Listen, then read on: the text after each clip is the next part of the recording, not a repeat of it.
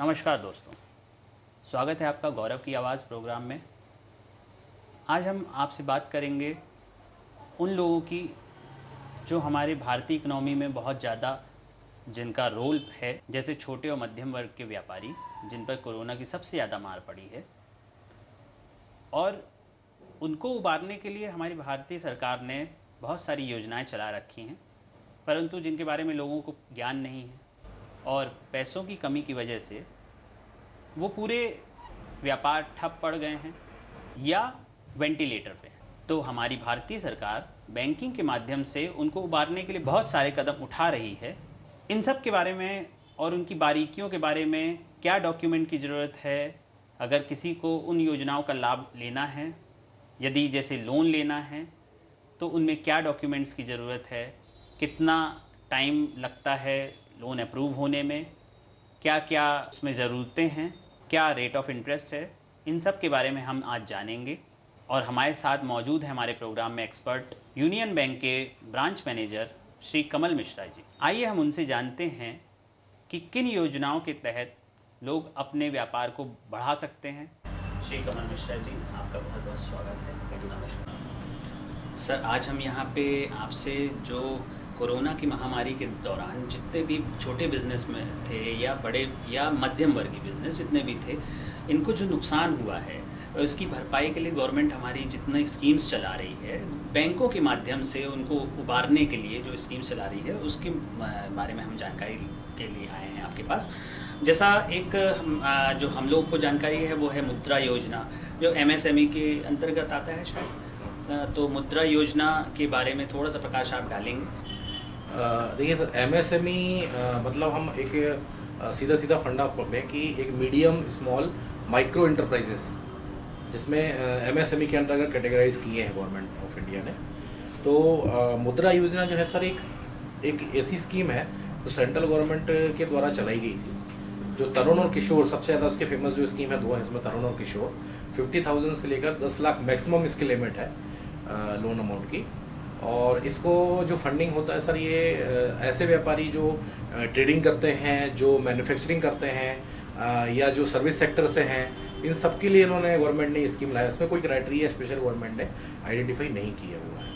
और अगर इसमें टर्म लोन करते हैं तो टर्म लोन, जैसे कई व्यापारी मशीनरीज खरीदते हैं, कई स्टॉक खरीदते हैं, कई फर्नीचर्स के लिए इन्वेस्टमेंट करते हैं, कुछ व्हीकल्स वगैरह या फिर कुछ भी ऐसा लेते हैं, तो उसके अंतर्गत हम इसको फंडिंग करते हैं। और इसका मैक्सिमम जो टेन्योर होता है, रिपेमेंट टाइम होता है, वो 84 मंथ होता है।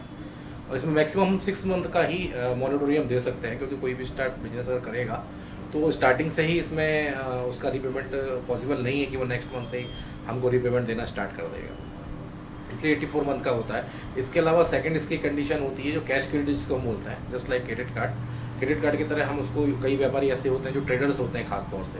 अब एक साथ उनको इतना माल खरीद के नहीं रखना है, एक साथ उनको नहीं इतना रखना है, रोटेशन में उनको फंड की जरूरत पड़ती रहती है। कई बार कई व्यापारी ऐसे भी होते हैं जो ऐसी स्कीम्स देते हैं कि अगर आप एक साथ हमारे साथ माल उठाओगे तो हम 10% डिस्काउंट देंगे, 20% डिस्काउंट देंगे। ऐसी कंडीशंस भी कई बार व्यापारियों के साथ आती है।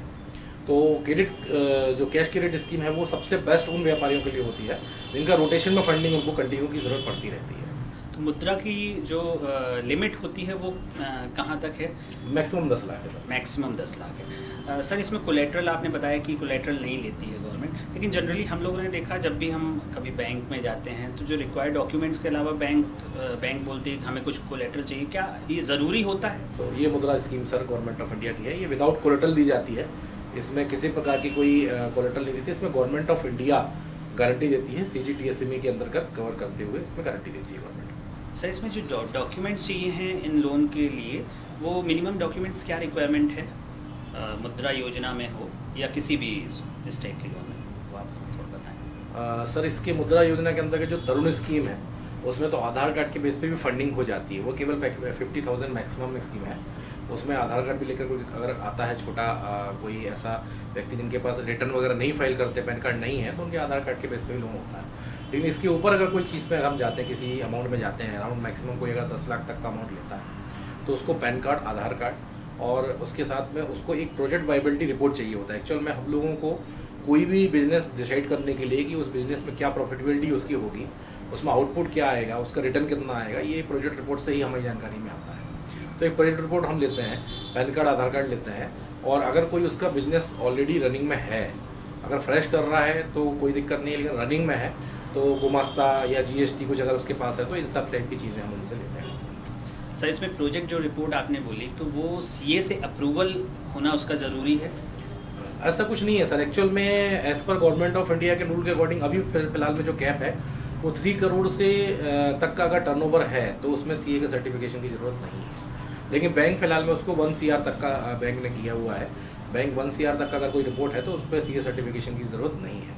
और मुद्रा के अंदर तो इतना अमाउंट है नहीं, 10 लाख का अमाउंट है, तो उसमें सीए सर्टिफिकेट की ज़रूरत नहीं है। इसमें कस्टमर सेल्फ डिक्लेरेशन करके साइन करता है तो भी बैंक उसको वैलिड करता है। तो इसमें ये अगर सीए के अप्रूवल की भी ज़रूरत नहीं है, अगर जैसे मेरे पास पूरे पेपर है या कोई भी आता है उसके पास पूरे पेपर हैं, तो इसमें रिक्वायरमेंट कितना टाइम लगेगा जिसमें ये मिल जाएगा, ये लोन पास हो जाएगा, सैंक्शन हो जाएगा? नॉर्मली सर जो टैट होता है तो एमएसएमई के लिए बैंक ने फिलहाल कोई टैट डिसाइड किया नहीं है।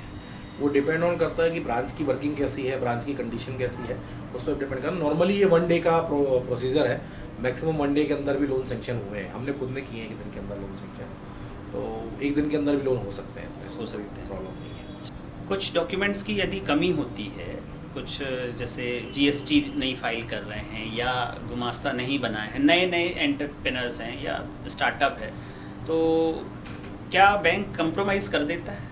देखिए, कंप्रोमाइज़ एक अलग वर्ड है और जो बैंक कंसीडर करता है वो एक अलग चीज़ है। कंसीडर कर, हाँ, कंप्रोमाइज़ इट मीन्स कि आपका कोई पेपर में कमी है या आपका पेपर नहीं है जो रिक्वायरमेंट है, वो कंप्रोमाइज़ कहलाता है। लेकिन बैंक कंप्रोमाइज़ नहीं करता सर। बैंक किसी भी ऐसा कोई जैसे कोई बिजनेस है, किसी का नया बिजनेस है, स्टार्ट किया उसने, तो स्वाभाविक बात है उसके पास गुमास्ता वगैरह तो होगा नहीं, तो हम इंडिविजुअल नेम से उसके फंडिंग हम कर सकते हैं, उसमें कोई इशू नहीं है। कोई इशू? हाँ, और अगर कोई ऐसा पेपर जैसे जीएसटी, तो जीएसटी का भी एक कैप है कि 40 लाख से ऊपर का अगर टर्नओवर तो ही जीएसटी एप्लीकेबल है। बहुत से छोटे व्यापारियों के पास जीएसटी नहीं होती है, तो उसमें कोई इशू नहीं है। अगर जीएसटी नहीं भी है तो भी हम उसको कंसिडर कर सकते हैं। बहुत बहुत धन्यवाद सर आपका हमारे शो में आने के लिए